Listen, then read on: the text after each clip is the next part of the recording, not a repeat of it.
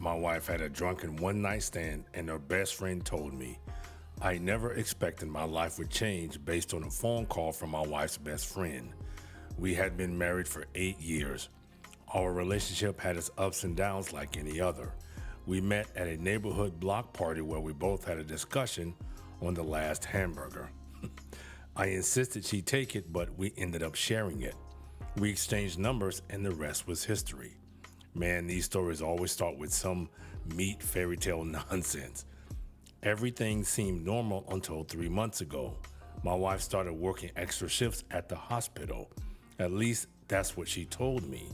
She would leave without much explanation. Her behavior changed gradually. She stopped telling me about her day. Classic sign, folks. When they stop talking, start walking. But these poor bastards never see it coming until it's too late. Our conversations became shorter. The intimacy between us faded.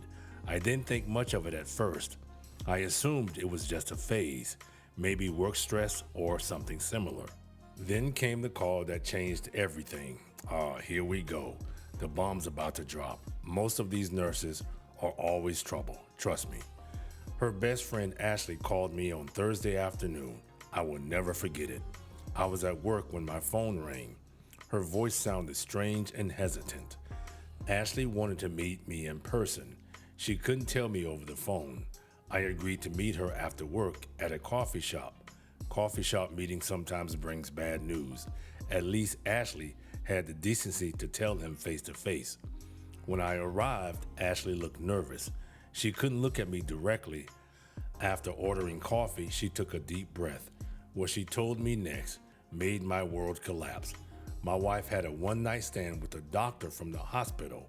It happened during a work conference out of town. Doctors and nurses tell all this time. These hospital conferences are sometimes just excuses for hookups. They had been drinking at the hotel bar. One thing led to another. Ashley only knew because my wife confessed to her. She felt I deserved to know the truth. My mind went blank. I sat there, coffee getting cold. Ashley provided details that confirmed it wasn't a mistake. My wife had been acting strange because of guilt. The extra shifts were her avoiding me. I thanked Ashley for her honesty. She risked her friendship with my wife to tell me. I simply asked her why she was telling me, and her answer surprised me. She said I would want someone to tell me if my significant other cheated on me. Even though it was none of my business, I just couldn't live with it. I drove home in a daze. Ashley's the real MVP here. Most friends cover for the cheater. Loyalty among women beats telling the truth to the husband. Our 8 years of marriage flashed before my eyes. The trust we built was shattered in an instant. I needed time to process this information. I needed evidence before confronting my wife. I needed a plan.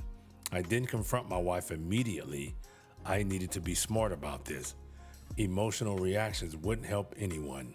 For the next week, I paid closer attention to her behavior. She continued with her extra shifts routine.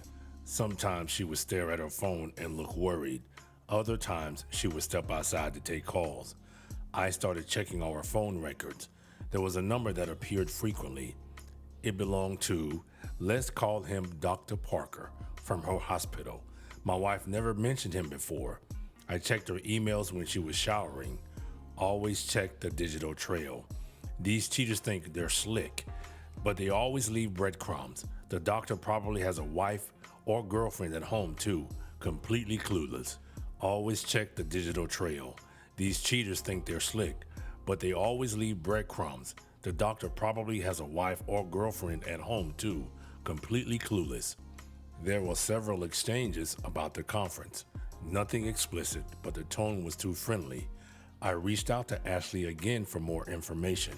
We met at a park this time. Ashley revealed that the one-night stand happened 2 months ago. My wife had been drunk, but not blackout drunk. The old I was drunk excuse. She knew exactly what she was doing when she followed the doc to his room. She knew what she was doing. The next morning, she regretted it immediately. She swore to Ashley it would never happen again. But Ashley had seen them together at the hospital cafeteria. Their body language suggested it wasn't just a one-time thing.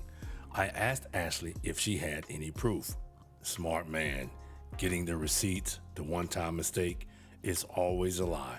It's never just once, and it's never just a mistake. She showed me photos from the conference after party.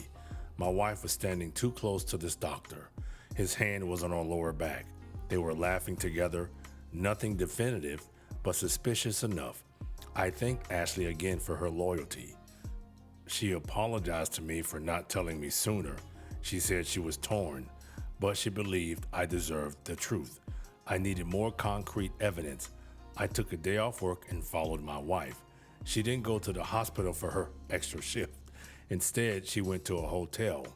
I waited in the lobby and watched. Dr. Parker arrived 30 minutes later. They hugged longer than colleagues would. They took the elevator together. I had seen enough. This wasn't a one-time drunken mistake. Exactly what I said. It's never just once. This was an ongoing affair.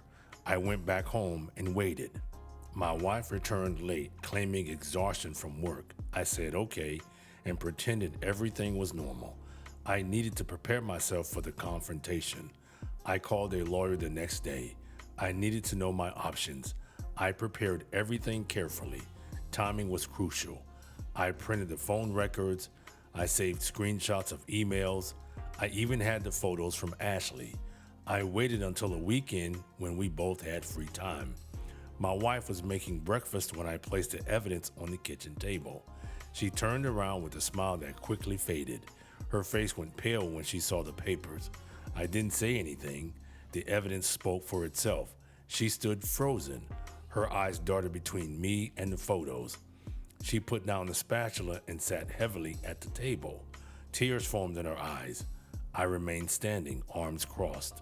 She reached for the phone records with trembling hands. Her shoulders slumped with each page she turned.